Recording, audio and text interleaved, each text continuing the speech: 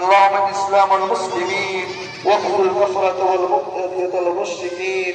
اللهم انصر من نصر دين محمد صلى الله عليه وسلم واخذل من خذل دين محمد صلى الله عليه وسلم. ربنا لا تزغ قلوبنا بعد إذ هديتنا وهب لنا من لدنك رحمة إنك أنت الوهاب. আয় আল্লাহ, বেশক আমরা গুনাহগার, পাপী তাপী।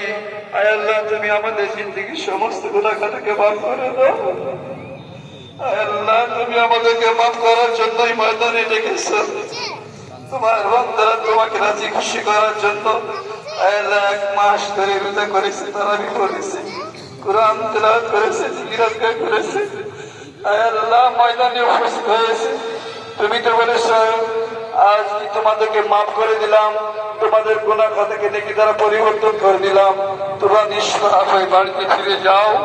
আয় আল্লাহ, দয়া করে মায়া করে তুমি আমাদের নামাজগুলোকে কবুল ও মঞ্জুর করে দাও, আমাদের রোজাগুলোকে কবুল ও মঞ্জুর করে দাও, আমাদের ইফতারি সাহরিকে কবুল ও মঞ্জুর করে নাও, আমাদের আমলগুলোকে কবুল করে নাও, আমাদের সদকা ফিতরকে কবুল ও মঞ্জুর করে নাও। আয় আল্লাহ, তুমি আমাদের জীবনের জানা অজানা, ছোট বড়, ইচ্ছায় অনিচ্ছায়, রাত্রে অন্ধকারে, বন্ধু বান্ধব নিয়ে যত গুনাহ হয়েছে, ছোট বড় সমস্ত গুনাহ খাতে মাফ করে দাও। আল্লাহ, তুমি যদি মাফ না করো, কে আমাদের মাফ করবে? আল্লাহ, তুমি হো গফফার। আল্লাহ, তুমি তো আমাকে ভালোবাসো, তাই তুমি আমাদের জিন্দেগির সমস্ত গুনাহ খাতাকে মাফ করো। আয় আল্লাহ, আমাদের ঈদগাহে জমা হওয়াকে তুমি কবুল ও মঞ্জুর করো, আমাদের ঈদের নামাজকে কবুল ও মঞ্জুর করো।